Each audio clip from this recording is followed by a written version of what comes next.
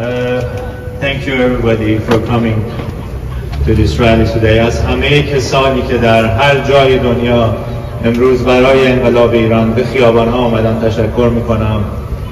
امیدوارم بتونیم با هم پایانی بگذاریم بر جمهوری اسلامی ایران.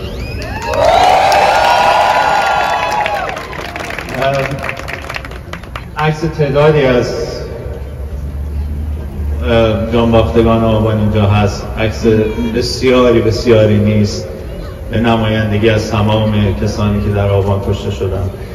This is a joint statement of the Association of Families of Flight PS75 to victims and some of the Bloody November families. این یک statement بیانیه مشترکی است که من قراره بخونم. It's going to be in two languages, Farsi and English.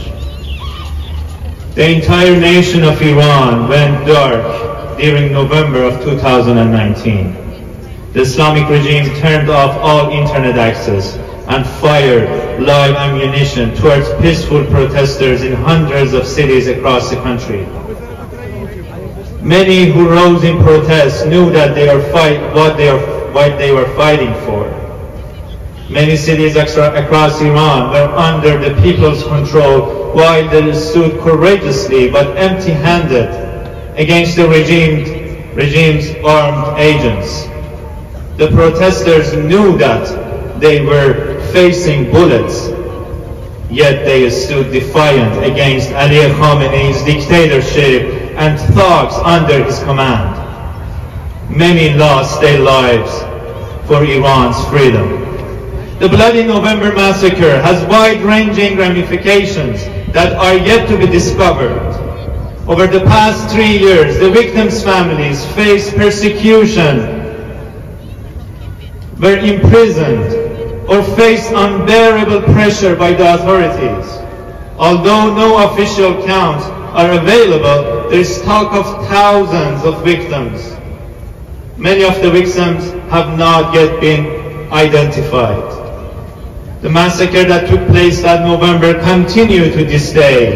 The Bloody November shall never be forgotten, and the perpetrators and their commanders will certainly face their fate in impartial courts of a free and democratic Iran.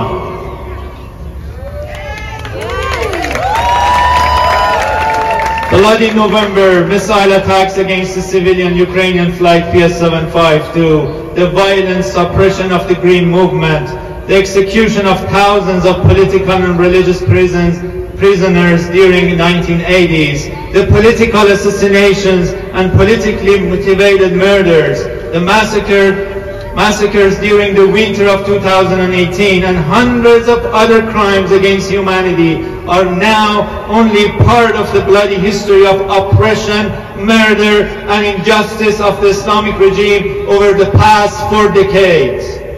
Today, Bloody November is part of the revolution. The fight for justice for the victims of Bloody November and all past and present crimes are now part of the revolution known as Woman, Life, Freedom. Woman, Life, Freedom! Woman, Life, Freedom! Woman, Life, Freedom! Hundreds more have been murdered during the revolution that began 60 days ago. Thousands are imprisoned, and the Islamic regime is determined to execute many innocent people.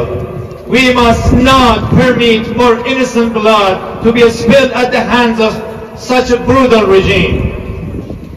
در آبان 1398 ایران در خاموشی فرو رفت.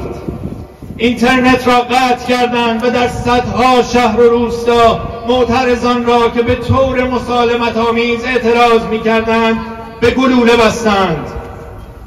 بسیاری از آنان که به اعتراض برخاسته بودند می‌دانستند برای چه می‌جنگند.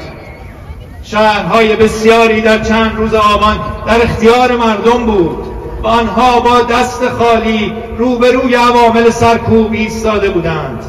آنها می‌دانستند پاسخشان گلوله خواهد بود، اما شجاعانه در برابر دیکتاتوری علی خامنه‌ای و اذنابش ایستادگی کردند و دریغا که جان شیرینشان را در راه آزادی سرزمین ایران از کف دادند.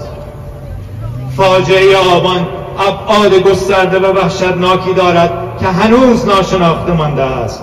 خانواده‌های جانباختگان در 3 سال گذشته بازجویی شدند، به زندان انداخته شدند یا تحت فشار مداوم بودند.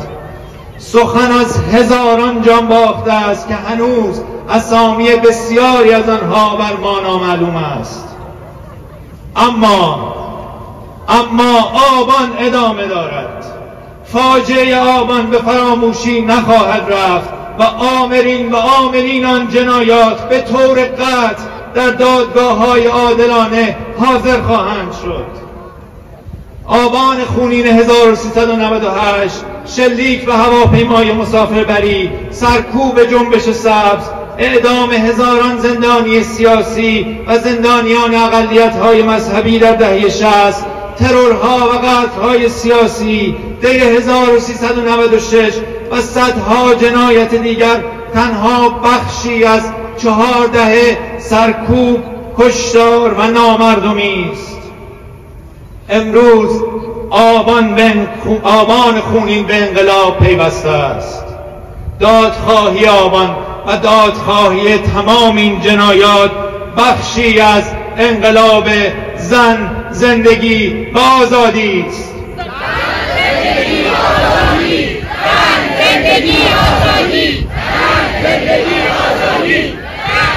در انقلاب امروز ایران صدها نفر کشته شدند، هزاران نفر در زندانند و حکومت اسلامی مصمم است عده‌ای بیگناه را به جوخه‌های اعدام بسپارد.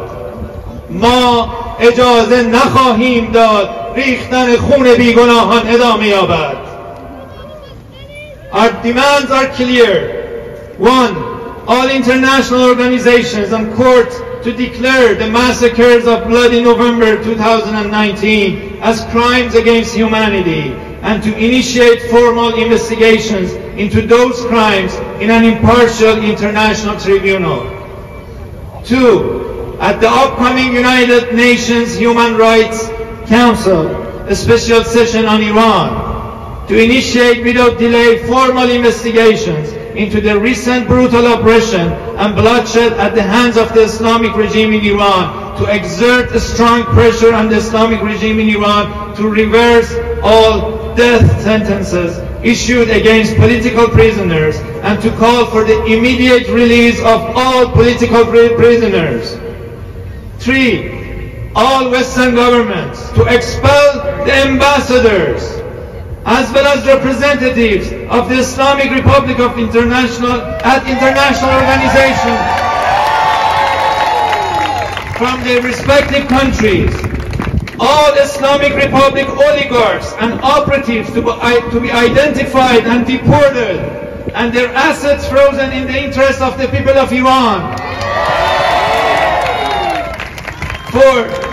To provide free access to internet for all citizens inside Iran as an inalienable right. To reach this bright future without an Islamic regime in Iran, we stand united against injustice and oppression with all of our might. خواسته ها مشخص است. 1. از سازمان‌های جهانی و نظام‌های قانونگذار در غرب می‌خواهیم جنایات آبان 1398 را به عنوان جنایت علیه بشریت به رسمیت بشناسند و خواستار انجام تحقیقات بی‌طرفانه درباره این جنایات بشوند. 2.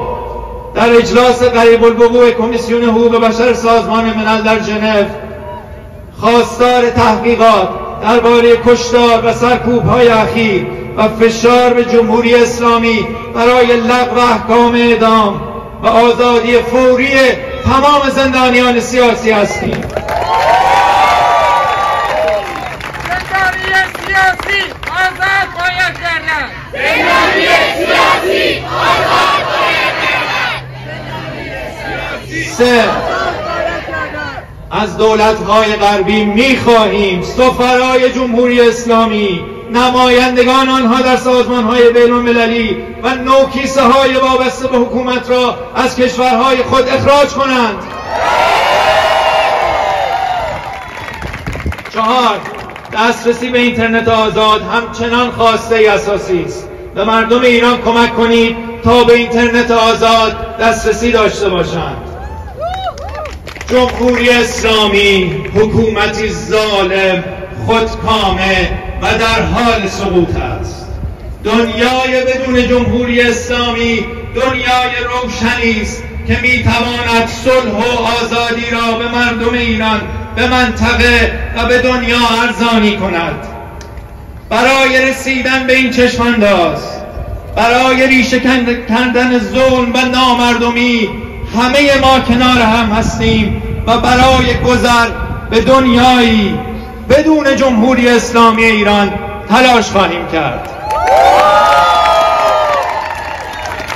تمام دنیا به گوش، نه بخشش نه فراموش.